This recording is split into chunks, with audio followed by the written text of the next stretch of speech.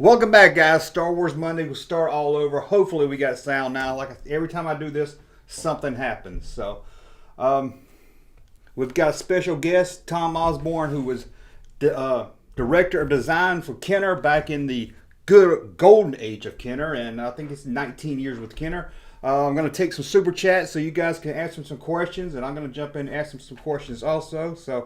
Let's just get right over to it. Welcome, Tom. Thank you for coming on the show. Thank you very much. When did you start with Kenner? Or how did you get started with Kenner? Um, well, I went to the University of Cincinnati and as an industrial design major, and I happen to teach there now as an adjunct. I'm retired from real work and teach there as an adjunct, teach drawing and sketching. But I went to school there, and they have, at the time in school today, it's a 5-year program, and they have a mandatory program of co-oping. And Kenner was one of the co-op jobs, so I was a co-op student there, where at the time you'd work 3 months and go back to school 3 months, and work 3 months and go back to school 3 months. And there was we had a program that at Kenner and many other places were companies around the nation.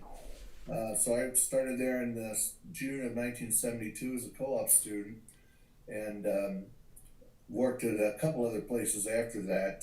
I did 3 sessions at Kenner and 2 at RCA in Indianapolis, and then 1 at a consultancy in Cincinnati. And then when I graduated in 1975 and started at Kenner January 6th of 1976, and I was there through the end of 1991. So I think it's all told was about 19 years. So I happen to live in Hamilton, Ohio, which is sort of between Cincinnati and Dayton. Really didn't want to come out. I want to be a car designer rather than a toy designer. But at Kenner, I got to do a lot of toys, of course, cars. I mean, in fact, this is the first thing that I ever designed that got put on the market. Let's see over here. This was for a line called TTP. Oh yeah, I've heard of those. Yeah. Bar that you air pump on it. So that's my Right. first production piece, and that was in. I'll get the camera. This was in 1972, and I think it still looks pretty good today. Some 45 years later, whatever it is. Yeah, it's good you held on to it. Yeah. So we had a lot of co-ops that ended up. Like Jim Swearingen is very involved in the Star Wars, and Mark Boudreau and several other designers that ended up from the co-op program staying with Kenner and were very involved in the Star Wars saga.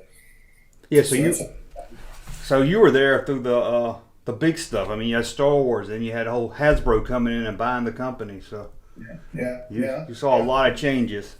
Right. Yeah. The first real big thing that I worked on right as I started the first day was $6 Million Man, which was one of the early kind of Hollywood tie-ins that Kenner did, and at the time there wasn't a lot of that going on, and especially for a television show like the $6 Million Man was. And then we did the Bionic Woman after that, and it got so Kenner would be, and as far as Hollywood was concerned, Kenner was the go-to company, especially after Star Wars. But I think Kenner was a go-to company for all the studios because we knew how to take a script and turn it into good toys. Yeah. But I'm sure Star Wars changed the company almost overnight. Yeah. I can remember it very well that we had product conferences, they were called, and it's when the guys in prelim design at the time, like me, and we were working for Dave Okada, and we'd have every Friday, I think we'd have a meeting when we'd bring out new ideas or ideas that were sent to us from inventors. And I can remember when they brought out the Time magazine with Darth Vader's head on the cover of Yeah, I it, remember that.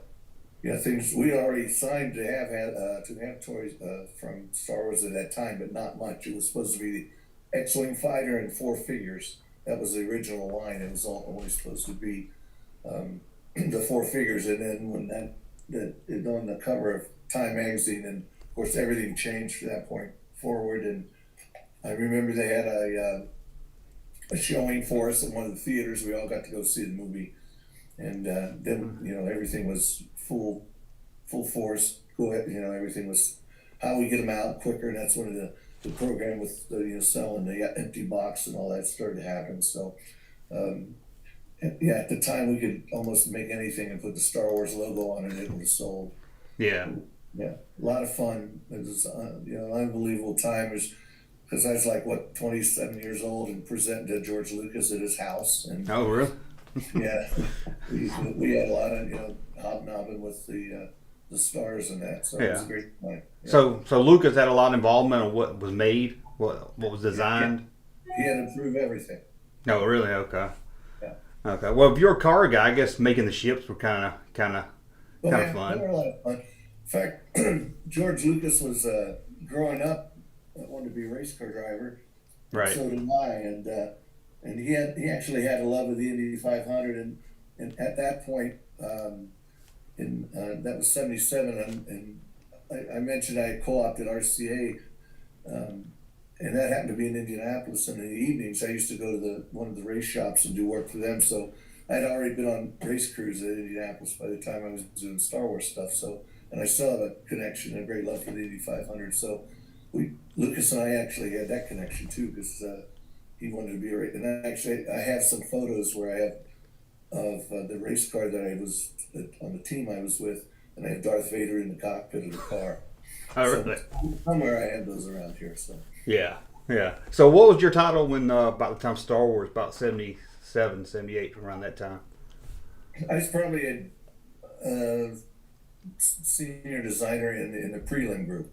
Okay. The way it kind of was set up, there was a preliminary design group, and then 4 different other groups. And the prelim groups, their job was to come up with toy ideas, or to take the scripts, if it was a movie, and read the scripts and come up with ideas out of the scripts, or to take inventors. There's a tremendous amount at the time, and still I guess there's today, but maybe not as many. There are inventors throughout the country, and they come up with ideas for toys, and then peddle them off to the toy companies, and we would get inventor ideas in, and we would cost them and see how, come up with some maybe modifications to them, or adapt them to Star Wars or Play-Doh or whatever other line it might be. And that was our job to present them. Then the actual production design was done by designers that were in some other group, either girls' toys, boys' toys, electronics, or preschool. Excuse me. And then later on, they merged the industrial design and the design departments of all those groups to under one umbrella, and I headed up that umbrella. So I came out of prelim to head up all the production design, industrial designers. So my group did all the designs. I had about 30 industrial designers, sculptors, and doll designers or soft goods designers was under my realm at that time. After about, I don't remember what year that was, maybe 82 or 83, something like that. Yeah. Oh. So then the prelim people would get the ideas, they would decide, kind of semi-design them, get the estimated cost of them, some of the feet. They wouldn't really design them for production. They wouldn't make them so they could be molded and all that kind of stuff. Yeah. But they would do the preliminary work on it. Then the marketing people would say, okay, it's going to be a product. Yeah, here's what we want it to do. Here's how much it's going to cost. Then it was called a turnover date. They would turn it over to us, and we would do the production design finalize everything, and make sure it worked, it was safe, and all that kind of stuff. Yeah. So it would take probably a long time to get between concept to actual production. Would take a pretty good while. About 9 months. 9 months it's from so when a product came in the door, it'd probably have 6-8 weeks on it. So by the time I got it, it depends. 9 months to a year generally. The figures were shorter because they didn't have much mechanism going into them, depending on how complicated the product was. Right. Yeah, it still takes quite a bit of time, but with computers aided design, that's a little quicker. Because we used to draw everything by hand, of course. Oh, yeah, a lot different now. Yeah. Yeah, I'm sure they're using 3D printers and stuff now. Yeah. A lot different. Hold on just a second. Okay. what went into deciding what was going to be made? Because I know I've got a lot of people always asking me, why didn't they make this? Why didn't they make that? Especially those first 12. People's like, why did they make a Tarkin? Why did they make a Rebel Trooper? Was it y'all given a list of kind of what to work with, or?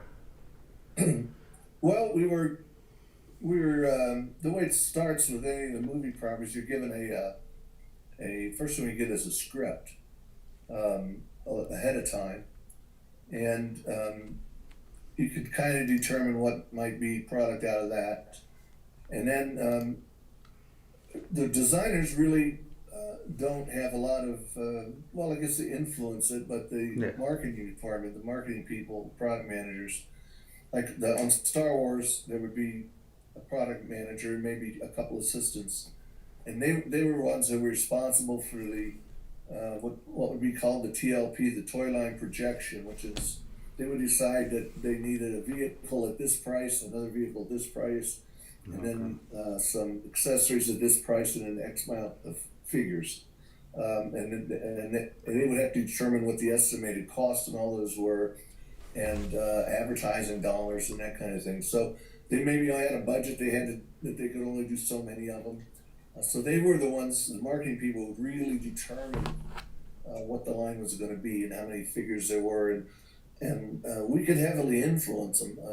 The designers could, but they had really the last word because they were responsible for the money making aspect of it, the how much margins were going to be on each product, how much money they're going to make, and that kind of thing.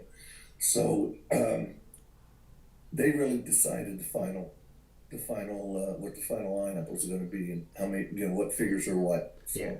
Yeah, I figured now it's a lot different. Now they throw out that and make everything they can, but probably back then it was what were kids like. Canada did a lot of market research or testing.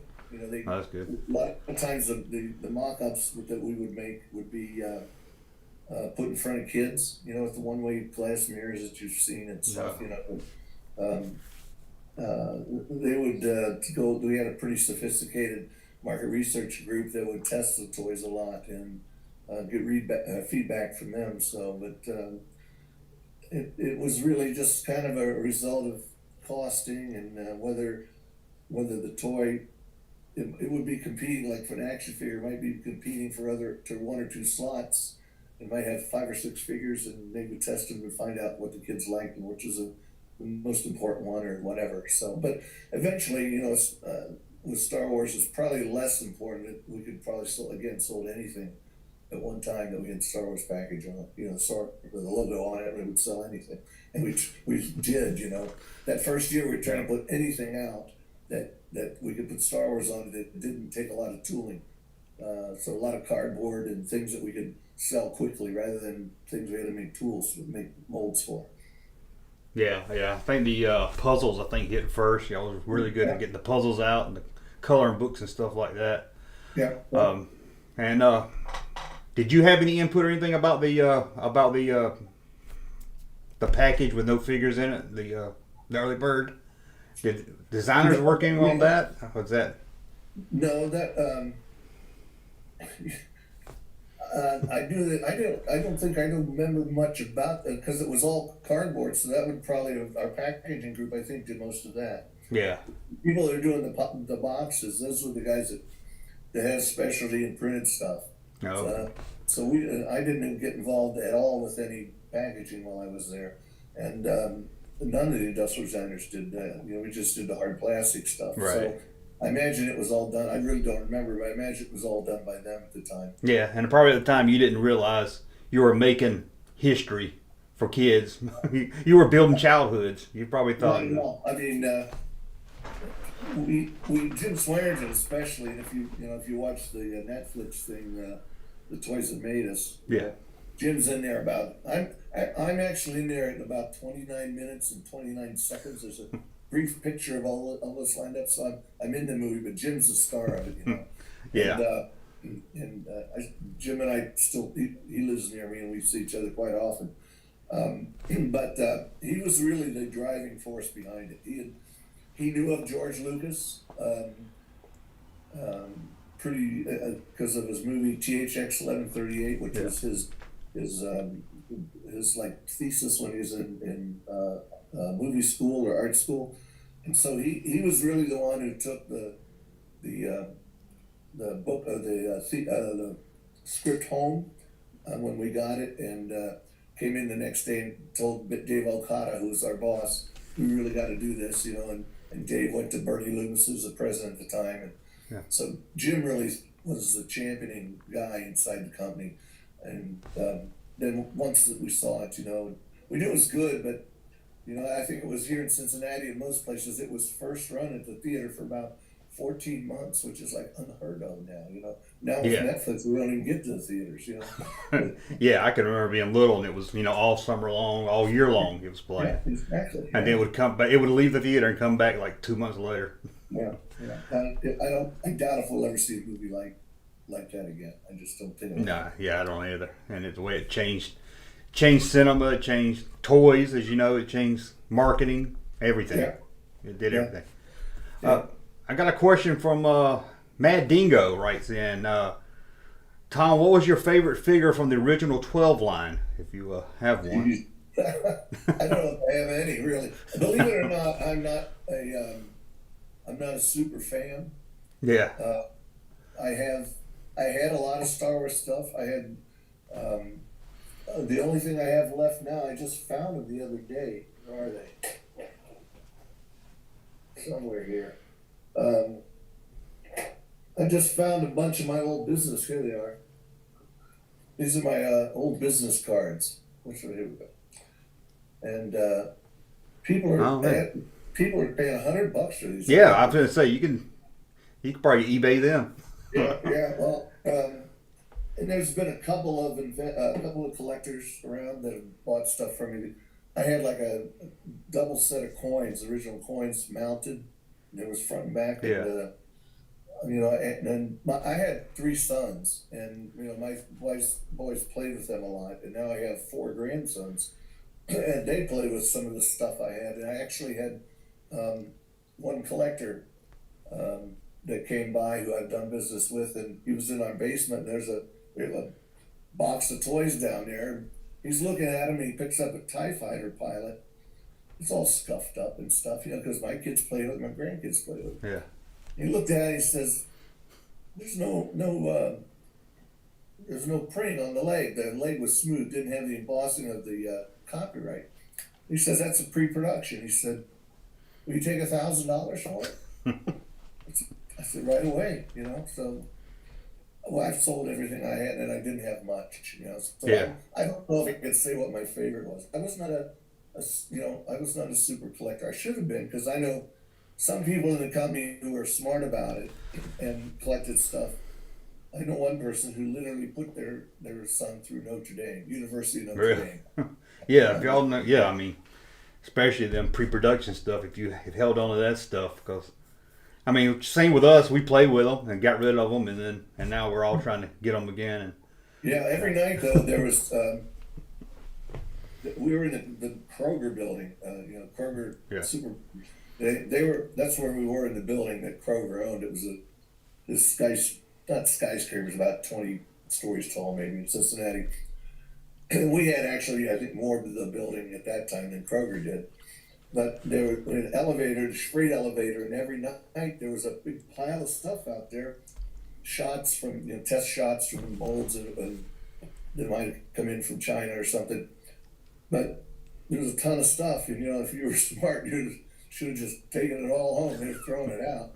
And you know, it could be unbelievably valuable now. But yeah, if you knew, you could have grabbed some of those Boba Fett's with a rocket inside, and yeah, you'd be a millionaire now. The Holy Grail. Yeah. There's few of those around, and I know there's some bogus ones around. So I think there are only 5 real ones. So. Yeah, I think it's about that. Yeah, and I think one painted. I think only one was painted, or a few. Particularly a couple of them are made up with different colors, and so I know where a few of them are, but I'm sworn to secrecy. So. Okay. I'm sure Gus. I don't know if you know Gus Lopez. That's probably who was at your house digging around. Yeah. Okay. Sean writes in, what in your opinion is your greatest single contribution to the Star Wars line? Jeez. If you got any. Is when I was director there, you know, you kind of get your nose in everything. Um, uh, the thing that I worked on that was the most fun, and this was when I was still in prelim, so um, and the product that is mostly me of any of them that I individually put a lot of work into because I wasn't overseeing all of them was the AT-AT, I think. I did the first kind of concept of what the AT-AT toy should be. Wish I had that rendering, but I did a big full size rendering of it. Oh, yeah. So I guess the AT-AT would be the answer to that. Yeah. So you were incidentally, the AT-AT was kind of ripped off of a designer named Sid Mead, who was a futurist, just passed away not too long ago. He did. He was a designer who called himself a futurist, and he did a whole series of illustrations, kind of promotional illustrations for U.S. Steel in the early '60s. And there's one. I have these paintings somewhere, but they were in a pamphlet. Really nice, beautiful illustration. And there is one in there and about the future, and there's a rendering of a vehicle that has the feet are exactly really what ended up on the AT-AT. Yeah. Yeah, they copied a lot from other things too when you start looking around at it. So you worked on the $6 Million Man also, right? And did you do the larger size Star Wars? Did you work on those, the 12-inch? Well, my group did, yeah, but it was mainly that was later. Was that no? Actually, I didn't do much on those because I think they came out in the first or second year maybe. So not a whole lot. Not a whole lot, no. Yeah, but we did the one. So IG-88 is that the one that's kind of Tin Man looking? Yeah, thing? Yeah. That to see the sculptors that did that was out of some. We had about 15 or 20 sculptors throughout the country. A lot of them in Southern California because that's where Mattel was, and these were a lot of ex-Mattel sculptors that went out on their own. And I remember it was sculpted in acetate. It was beautiful. The original sculpting for that, and it was about like that. Beautiful. Yeah. That was my favorite. I think that was the neatest looking of all of those. So I was involved in a little bit, yeah, but not a whole lot. It wasn't even sculpted here in Cincinnati. It was done outside of Kenner. We had so much stuff going on when we did the starting lineup, and then we had all those heads were done, actual size this big, and so we had sculptors everywhere doing those, but I didn't work too much on the big things, the big stuff. Yeah. So I'm guessing when was it? Did y'all? I was on a X-wing that those guys could fit in. Wouldn't that have been cool? Oh. 4 feet long or something. Yeah, I mean, I'm guessing that's why they went. That's why they had to go small, because I know with $6 Million Man, that was a standard size for years, and then that's the first actual toy after Iron full time, not being co-op. But my first full time project there was the Bionic Mission Vehicle, I think it was called, which was kind of a swoopy looking thing. I actually have one here that's still in the box, sealed in a box. It's been in a box since 1976. So I know some people would love to have that. Yeah, there's 1976 air inside of that box even. So. Oh. So, okay. Nathan wants to know, did y'all ever think about adding some more joints to the figure and stuff instead of kind of more like the Micronauts, the G.I. Joe, where the arms moved a little bit better? Or? It's funny because we get we get a lot of these questions like this, and it's like probably, but I don't remember. We weren't. It was a job to us. Yeah, that's what I'm saying. Yeah. It wasn't like something that we wrote everything down because we had no idea it was going to be this big a deal. Yeah. I'm sure we did. Yeah. Because at the time, right after that, G.I. Joe's had a lot of articulation and stuff. So I'm sure we thought about stuff like that, but at the time, they were selling like crazy, so we didn't have to do anything to them, really. Yeah, I mean, yeah, why waste the time and change it Yeah, up when they're already making money? cheap and simple as we can, because that, I think we really got more into that action with Ghostbusters and Chuck Norris line. I mean, Ghostbusters had all the freight features, where Yeah, you got into some pretty sophisticated mechanisms inside the body. And Chuck Norris did, they got sort of, when you press them down, they would kick and do loop, or, roundhouse kind of kicks and stuff.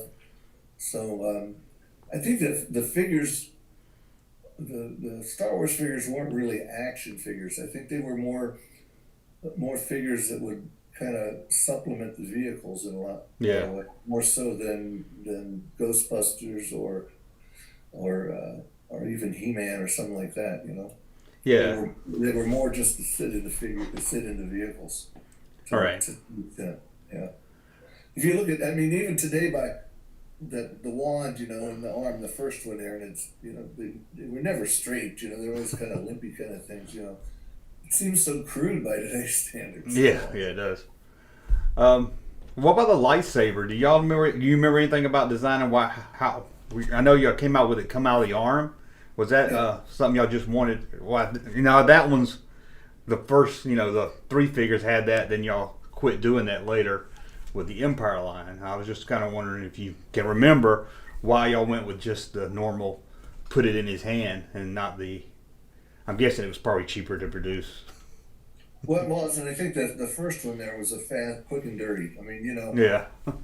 we started out, it was like, going into that was like, when we got it, was like, it was the third, starting the fourth quarter of the Super Bowl, and we are down by 50 points. And we had to catch up quickly. So I think those figures, even the first line of the figures are if you look at my even later figures, they're very crude, and Yeah. they were done so quick. They were turning around and as quick as we could and putting any kind of feature in the simplest, most expedient way possible. Yeah. And then later, when we got some time, and there were actually time between movies when we weren't even working on Star Wars, believe it or not. I think after the first three movies, there was a time where it dropped off to almost nothing. And I don't know. There might even some years in there we didn't have any Star Wars product at all. Yeah, by But '85 the whole line was canceled. So yeah, and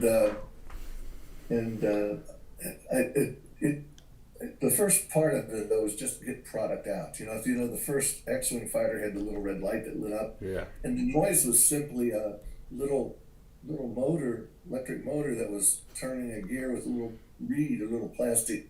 That's all it was. yeah, and it was in everything. It was in the Falcon. It was in the Han gun. It was in Yeah. every ship. All used the same thing. There's a little company named Mabuchi. It's called a little Japanese Or- Mabuchi motor. It was in everything. Yeah. So. Yeah, Yeah, so it was, we just did it quick, and the designers, of course, want to make it as cool as can be. The engineers want to make it as cheap as can be, and the marketing people want it to get it out there as quick you as don't can want to be. get it as fast, get it out and Yeah. get it to the store. We used to say you can have it. What is it? You can have it on time, at cost. And what was the third one? There was a third one, but you could only have two of the three because you could not have all three of them because one of them would cancel the other two or something. But it was, we really didn't know. I don't think that at the first doing the first movie there, we really didn't know because it wasn't done then. Like now they make toys out of everything that comes out. Right. Yeah. But back then it wasn't like that at all. Yeah. There was I think there's Roy Rogers stuff maybe, but there Yeah. really wasn't this kind of, even now there's crummy movies that they're, making toys out of. Every movie and TV show's got to have its merchandise now. So yeah, I think it was Planet of the Apes had some stuff, and then it was. Well, we did Bill and Ted's Excellent Adventure, which was like the Beetlejuice, doing Beetlejuice Yeah. toys. They're more like collectibles than they are toys, Yeah. like Spawn stuff. You don't think anybody plays with anything from Spawn, but they their stuff is neat to look at, Yeah, that's the things now. They look nice, but they don't look like toys. I kind of miss Yeah. the toy look. Yeah. Yeah. Yeah. Bradley's asking, how do you feel about your work being reissued? I don't know if you know, I might not keep up with it. Hasbro's kind of re-released the old figures again, but you, Okay. Yeah. Okay. yeah, you don't get a cut in it, do you? When you go to the toy company, that you have to sign a document that everything you create there is theirs. Yeah. They're paying, so they own it. Um, it's okay with me. Yeah, but it's nice probably knowing that you kind of built this childhood for everybody and it's still living on today. Yeah, well, except I hate guys like you telling me they played with them when they were little kids. Yeah, you said you started in '72. I was like, that's when I was born. Well, yeah, I just turned 69 last week, and I cannot believe it. It's just, Oh yeah, I think of that too sometimes. can't believe it. Yeah. But, Matt, I think I'm looking forward most to when I had a design studio at Soda Design, which was an independent for 10 years, my own design studio with Jim Swearingen was one of my partners, and Tim Effler, who was another guy from Kenner. And one of our employees was a guy named Chris Reif, who was a Star Wars nut, and he just went to Hasbro to replace Mark Boudreau, who retired there. So I feel really good that he's there now. That we've kind of, he didn't know, he wasn't an industrial designer per se, but we kind of trained him, and now he's kind of carrying on that legacy in replacing Mark at Hasbro. So good. a little bit of us is still There. Yeah. Okay. Matt Dino wants to know: did you work on the micro collection any? A little bit. I thought that they could have been really cool, but they just didn't seem to take off for a while. Yeah, they're really nice and really good work done to them. But yeah, I know they didn't really sell too well compared to the. So I guess everything with Star Wars on it didn't sell. Now are they? People want them or not? Oh, now they're pretty expensive now. If you could, especially because it's hard to find. There were so many pieces and parts to it. So to find them now, with all the parts is gonna cost you, and everything's skyrocketed now. Even just a Luke Skywalker figure. Think of how many y'all made between 77 and 85, and the thing is now $80 a figure. Yeah, I had some renderings that I had done of some things that didn't get made, and I think some of the collectors really like that stuff that didn't make it. Yeah, that's all. I do videos sometimes with stuff y'all were working on that didn't get released and stuff, and that's always goes over really good. People really like the behind the scenes stuff of what we could have got. How many serious guys at your level do you think there are in the country? It's pretty. I'm not really sure. I wouldn't say I'm serious. I like learning about it and talking about it, but I don't have a huge collection. Like Gus does and some of the other guys. I kind of just buy. Do you have the book? What's it called? I have it here somewhere. It's the book about the people that made it. Yeah. Engineering and Empire. Yeah. I think that's the name of it. Gary Borridge, I think his name is, that wrote that. I think so. Yeah. Yeah.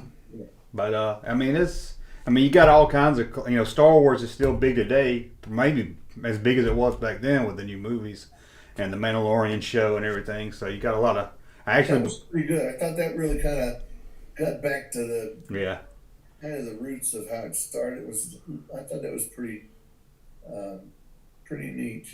Yeah. It's funny. Being an old guy, I go to McDonald's almost every morning, and there's a little group of us there, and there's a kid that works there. He's about 20 years old, 21 years old. And he's a Star Wars nut, and I had a couple Ralph McQuarrie prints. You know who Ralph McQuarrie is? Yeah. Yeah, so I framed one of them and gave it to him just because he's so nice to us, and he's like, he's over the moon now. I bet so. Yeah, I can imagine that. I had 3 prints. I gave one of them given to my grandson, and then the other one I still have. But I gave him one, and he didn't actually know who Ralph McQuarrie was till he got the print, and then he looked it up and stuff. But, right. But that was so much fun back then because when we were, like I said, I was 27 years old, and we got I met Ralph McQuarrie, met Joe Johnston, I remember we went, guy named Tom Clark was the product manager at the time, director of marketing on Star Wars. And he and I flew out to see the second movie, um, Revenge of the Jedi. It's Return of the Jedi. It was Revenge of the Jedi. We changed the name. And we flew out, left at Cincinnati in the morning on like 6 a.m. flight. And we flew out and watched the movie with all the, I mean, Hamill was sitting in front of me, and Han Solo was in the same, like down a couple seats. You know, everybody was there. Went out to dinner and flew back. We were gone 22 hours. Man. But it was great, you know. We just, because we were there rubbing shoulders with, you know, everybody, and it was just a fun time. It was, you know, you got to go to the Lucas Ranch, and you know, you walk in a essentially a barn, but it's the nicest barn you've ever been. And over in the corner, there's like 6 C-3POs just standing there. Man. Shells full of shells must have been 15 Millennium Falcons from this big around to about 8 feet around. You know, just Right. it's just so neat to have been, you know, been involved in one of those. It's, you know, it's probably one of the highlights of my life. You know, I think being I'm such a car guy. I think being on a crew at Indianapolis has been one of my highlights of my life too. My son won an Oscar 4 years ago, so that's another highlight of my life. What was Oscar for? He's an animator and a movie director, and he won an Oscar for a short movie that he conceived and did for Disney. Oh, that's pretty good. Yeah. Called Feast. If you want to look up Disney's Feast. Yeah, it's only 6 minutes long, but he's out in California. He's been nominated twice. He won once. So Okay, so he kind of took in your footsteps with the design. You see, there's other things on YouTube about him, and some interviews and stuff. And my wife is also an artsy person, so we met it's in college and art school, and he gives credit to us because he saw that you could make a living drawing things, you know, drawing stuff. So that's kind of what he did, and he was always focused. When he was in the 6th grade, he got his first apple, and I never saw him. Went to the basement, and that's the last time I saw him. You know, he was focused. And so he was talking a few minutes ago. He just had his second son about so he's doing good. So. That's good. Yeah. Daryl wants to know: did you think your work would have such an impact on so many people? I think we kind of no, not at all. That. Yeah, not at all. It was just a job. Yeah, people used to say, "What do you make?" And I said, "We make landfill," you know, because most of it ends up in yeah, a lot of it did. Yeah. In fact, all this stories like, "Oh, I just had all these," and I don't know if are any of you guys. Do any of you guys just buy them to keep them in the package? Yeah, I mean, I usually don't. I can be honest, that's so expensive to me, and I like to have them out so I can look at them. But you know, I've got a few that's still in the box. I think they should be played with. You know, I don't like just keeping in packages. You know. Yeah, I mean, I got that Death Star playset back here that y'all made, and both my kids played with it when they were little, and I played gave one of those away about 10 years ago. I wish I never would have done that. It was up in my attic. Now, I seem to think I worked on that a lot. I don't remember. I think Mark Boudreau had a lot to do with that too, as I remember. Yeah, it's a well-designed toy. It's probably one of the best. Even I don't think they've done much since then that's been as good as that. I mean, with all the features. It's supposed to be more sections than that originally. Oh, really? You know, more kind of. As I remember, we built it out of car. I think Mark built one out of foam core. You know, the white 1/4-inch thick paper core with there's a foam inside of it, and then but I think probably costs but it wasn't. You know, back then it wasn't that expensive. Now it'd be a lot more money. So yeah, we talked to some other guys like if Hasbro did that today, it'd be $300. I'm sure. You know, I'm not crazy about the fact that Hasbro bought us. You know that at the time that happened, we were in play between Hasbro and Mattel trying to buy us. And if Mattel bought us, we were going to stay in Cincinnati. and we were going to be boys' toys. We were going to get Hot Wheels was going to be back here. All right. Yeah, and but then Hasbro bought us, and they offered packages for those who were kind of pissed off about didn't want to stay. So we left, and Jim Swearingen and myself, and then later Tim Efford joined us. We decided to start our own business and some designers, mainly toys, but other stuff too. We worked for Mattel and Fisher Price and Hasbro too, because they were only 2 blocks from us. But I didn't like the fact that Hasbro purchased us, because they only purchased the name. Even now they don't use nothing of Kenner's. They got Play-Doh and they act like it's theirs, but it's really not. Yeah. Play-Doh was actually from another company here called Rainbow Crafts, which was Right. here in Cincinnati, and was merged into Kenner back when General Mills had us back in the 60s, about 1968 or so. Yeah, and now I don't. Hasbro does a lot of things I don't like either from a collector's point of view, so I can agree with you. But now they slap Kenner's name on anything now just to get old guys like me to see it and think, "Oh, Kenner," and I want to buy it, but it's not. Yeah. It's not Kenner. It seemed like in the '90s it lost its. Let's see if I got any Kenner stuff in here. I don't think I do. I've got a couple of Kenner mugs around here somewhere that they got a clock from Kenner. Well, I'll show you something that's really funny. Mm-hmm. This is me here. How they I got this when I went down to Mexico City 2 years ago. Oh, really? To a toy convention down there. Oh, really? So you do the conventions and stuff? That's the only one I did. Yeah, they invited. I think Tim Efford set up. Tim Efford, Jim, and myself, and there were 25 people who were celebrities, and we flew down to Mexico City, which is pretty nice. I thought I was going to get shot or something, but actually they treat us really nice. I never felt in danger at all. Right. And if you never left the building there, you could swear you'd be anywhere, but Yeah. the only thing I didn't like is they had us do a big presentation each, and we had to submit it to them ahead of time. Oh, really? Not for any reason, they just wanted to set it all up, Yeah. But then they shortened it, the presentation, didn't tell us about it, so we're up there getting the presentation. It's like, wait a minute, that wasn't the next slide, But it was fun. I just drew stuff and give it away. A lot of people sell stuff down there, but I don't do that. Yeah, if you do the toy shows, you'd be like a rock star. No, Jim Swearingen's really the rock star. He's the one that's done it all. So he's gone to quite a few of them. Yeah, I've seen his pop up on stuff here and there a lot of times. Yeah. Did you work on the? I forgot. Sorry, whoever asked. I saw it come up. Did you work on the Raiders of the Lost Ark line? Not much. As I remember, not much. A little bit. I don't remember much about that one. Yeah, it didn't last long. No. I did a little bit, but I told you a funny thing about this. Actually happened after Kenner, but it gives you insight about how we worked. I told you we get scripts ahead of time, right? Yeah.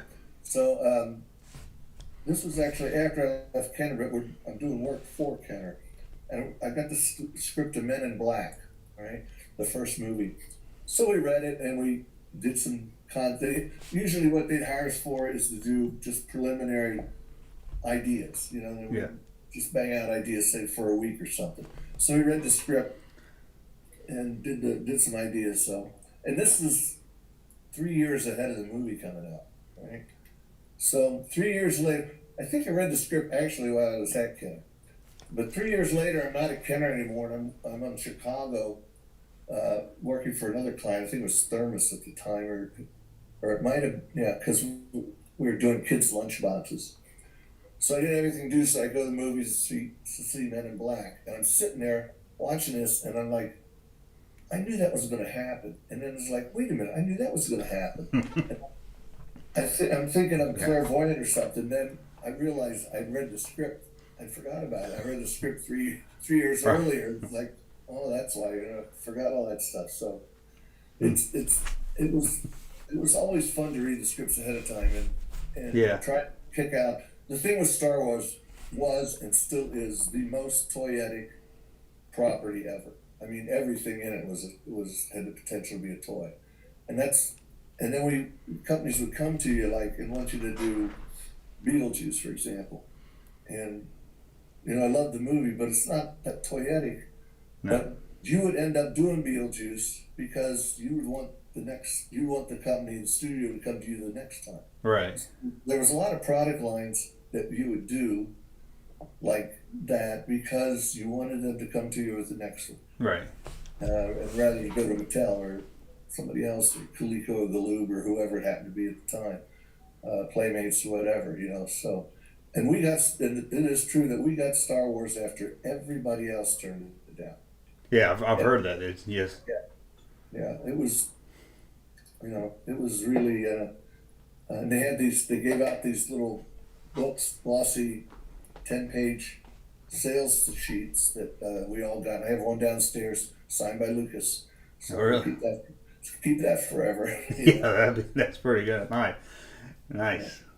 I have a question. I lost it. I had a question for you. Yeah, I mean, some of the things y'all designed was, I guess everybody was throwing stuff after Star Wars. Because, I mean, y'all did R-rated toys, like Alien, and then some other R-rated movies. Terminator 2 was Kenner. It gets a little sticky there, too. There's always kind of there's a hesitancy in doing R-rated movies. Yeah, especially back then, too. Seemed like it'd be a lot. Yeah. There was. That's the alien figure was so cool that I thought it was really neat. But yeah, I don't know if you remember, there was we had the low point was probably in Ghostbusters when we did a possessed toilet. I don't know if you remember that. Yeah, yeah. Yeah, we got a lot of letters on that one. Oh, really?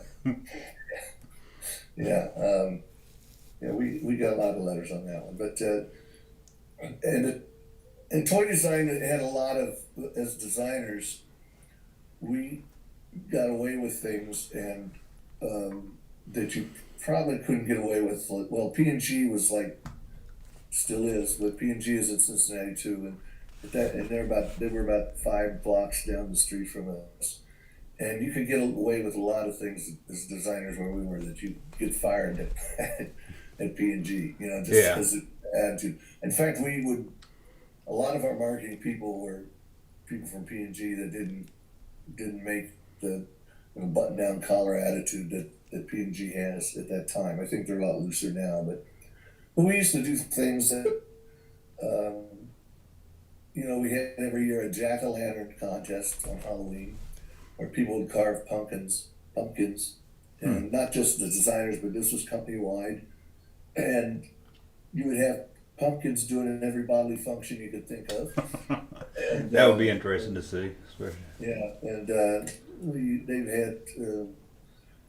have races of stool races, like your desktop race or the race with your stool from your office. Dave Okada was our, I don't know if you've heard that name before or not, but I've come across it, yeah. Yeah, he was a great guy. He's the guy that hired me in, and he was an ex-Kenner or ex-Mattel designer, and he was Japanese, but born in America, born in Hawaii, actually. And he was a great guy. He still is a great guy. So I see him whenever I go out to visit my kids out in California.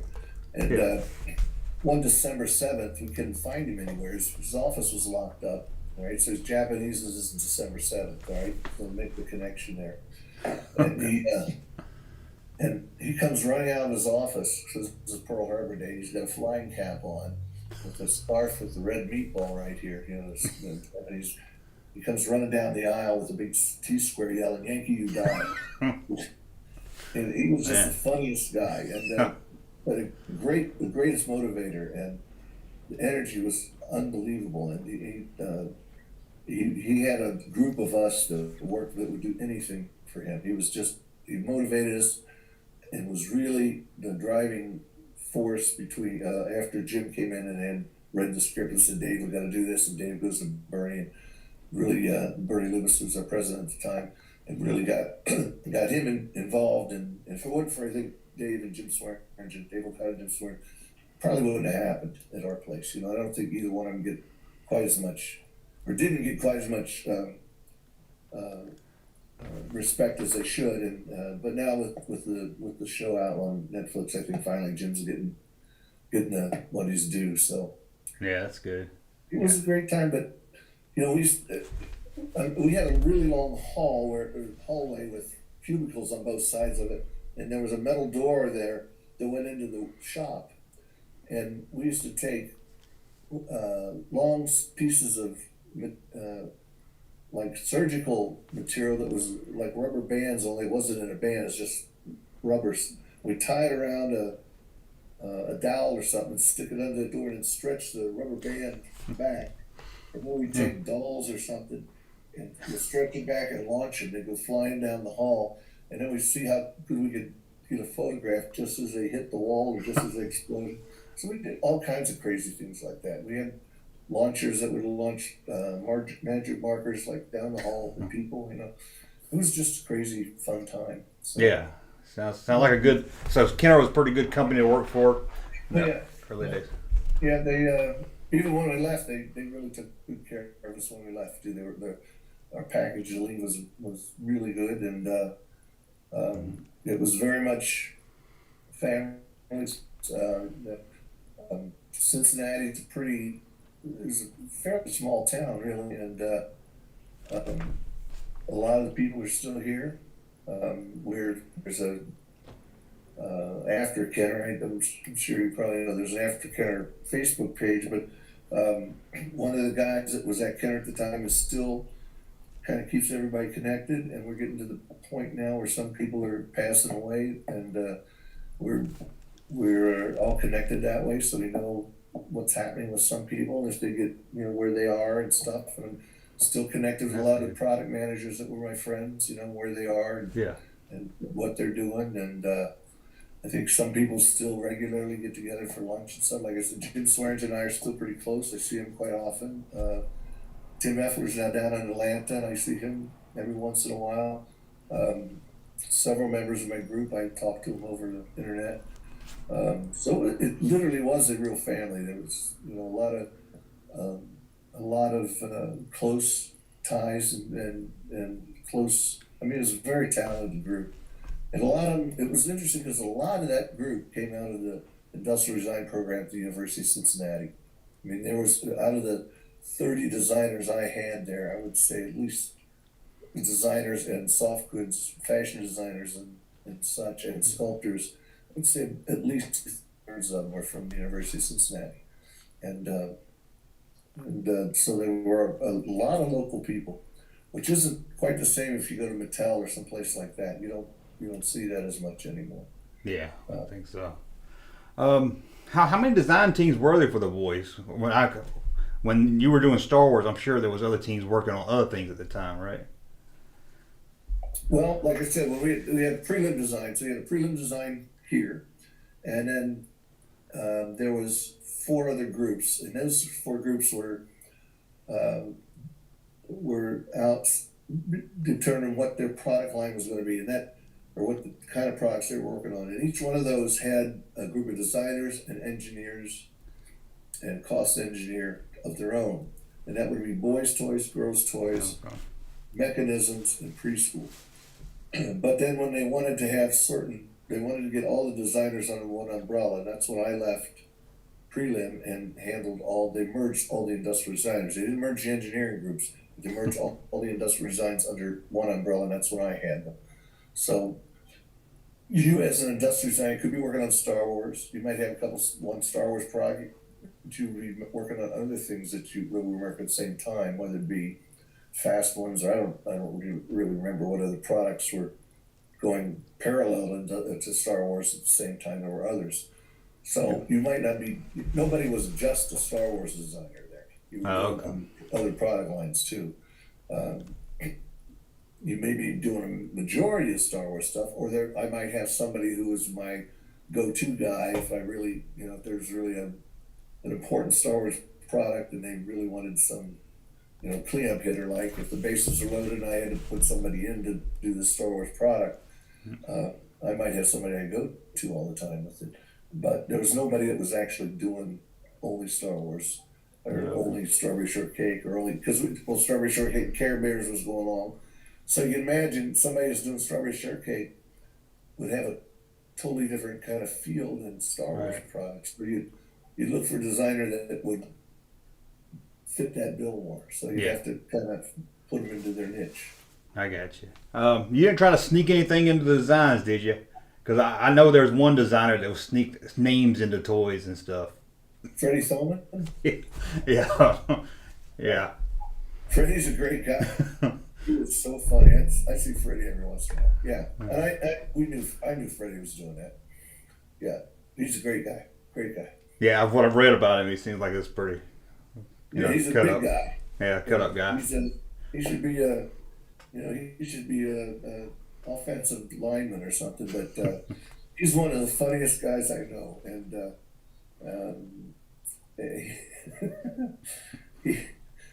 he's just very funny guy. I can't talk about some of the stuff he's did. He was a really funny guy. Yeah. Okay, well, I got two more questions here, and then I'll let you get going. Okay. Sean, is this going live? Yeah, I got. They'll send me questions for you, so we're live. Every Monday night? What's that? You do this every Monday night or just certain times? Or? Yeah, every Monday I do a live show, and then I do videos throughout the week. Oh, yeah, try to get to see Jim. Have you talked to Jim or not? Not yet. You're the first one I reached out to, so. Jim will probably talk to you. Okay, I'll have to try Jim next. Actually, I was reading the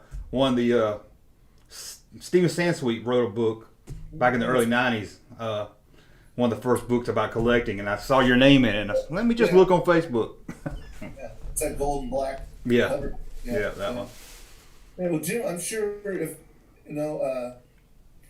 let me give Jim a call sometime this week, and then maybe I'll shoot you a note because I'm sure he'd be happy to talk to you. He's really much more interesting than I am. Well, from the stuff that you guys are really interested in, early stuff, I don't care what you read or anything. Jim was the guy that made it happen. If it wasn't for him, Star Wars wouldn't have been like Kenner. So yeah, I really like that early stuff too, right? When y'all was starting to really work on it, before it took off. But I'll read these two more, and I'll let you get out of here. Have you met any actors from the movies or the shows you were designing? I think you kind of hit on that already. I've met a few, but Star Wars wise, I had the most one-on-one, more than meeting, the most conversation with George Lucas. As I remember, I met Mark Hamill. Yeah. I was in very close proximity with Harrison Ford, but I didn't actually shake his hand or anything like that. I spent a good hour and a half in Chuck Norris's kitchen one day. When we were doing Chuck, and he is the nicest guy you'd ever want to meet. Really? Yeah. And this house was it lives in Palos Verdes area, LA, and kind of a normal house except a big gym on the back of it. We work out. Very nice guy. We did a line of Chuck Norris things. Who else? Patrick Duffy when we were thinking about doing Man from Atlantis. Oh yeah. So yeah, you get to meet people every once in a while. One day at the Kroger building, Kroger was having some kind of promotion, and so we go downstairs. They have a promotion that I don't know what it was about, but in the lobby there was Muhammad Ali and Evel Knievel. And and the funny thing is, when I was at Indianapolis one year, one of our sponsors was Evel Knievel, so I had actually worked with him in Indianapolis, and here he was. This was probably 15 years later. And he was a really nice guy too, but it was sad seeing Muhammad Ali because he was just kind of not there. He was signing autographs and stuff. And it was sad, Yeah. But that's one of the perks, at least. There must have been somebody else in that. We did an aardvark toy once, little push around thing. That, Yeah, I remember that. Yeah. yeah, I got to get in the aardvark cage at the Cincinnati Oh, Zoo with aardvark and was inducted into the Aardvark Aficionados of America. So man, that's right up there with George Lucas. yeah, So, that's a highlight of the career, I'm sure. yeah, it is. Yeah, I got What was fly. Lucas like? I figured he was quiet. He seems like. Huh? How's Lucas? He seems like he'd be quiet from Yeah, everything. very introvert, and he relates more to the designer and you know, he's up until when Disney purchased the company, he had made more money off of toys than Yeah. the movie. So yeah, but you know, we had a game. I think it was one Raiders, because that would be the other guy. I would have Spielberg, but I was presenting a game to him once. I think I don't know if he made it or not, but he was really easy to talk to. But he was introverted. He wouldn't say much, you know, but you could tell he knew how to talk to designers. He had when business stuff, he was not. I didn't actually get into much business stuff with him, but he was more comfortable with designers. Yeah, I've kind of heard that. Chris wants to know what do you consider to be the highlight of your career? Well, I don't know. I think the highlight of my career was all the years working on that stuff that enabled and the just working all the drawing and all the creative stuff that built up that enabled my son to win an Oscar. Yeah, that's probably the best thing so far. You know? yeah, that had to be a proud moment for sure. Yeah, it was, because he was, you know, he used to thank mom and dad, you know, and all my friends back in Cincinnati, and Kevin Hart gave him his Oscar, so that's pretty cool. Yeah, that's pretty neat. That, you know, it was like made it all worthwhile. I think, you know, like I say, because I'm glad I worked on Star Wars. It's something it's something I always remember. It's something my kids will always remember, and like Okada says, you know, this is our part of history. But I think because all those years that I was influencing him, and hopefully my other two sons too, but Patrick's the oldest, so he turns 40 this month. But just all those years when I was drawing and bringing toys home for them to play with, and for him for the drawing aspects and the creative aspects to rub off on him, and to allow him to, you know, win an Oscar at such a young age, I think that's the proudest thing that came out of my years there at Kenner. Yeah. Does that make sense? Yeah. Yeah, definitely. Well, Tom, I'm going to let you get out of here. I appreciate you spending your time. Anytime. And, you know, anybody has any other questions, you can shoot them my way. You know how to get a hold of me there. So. Okay, maybe we can do it again one day.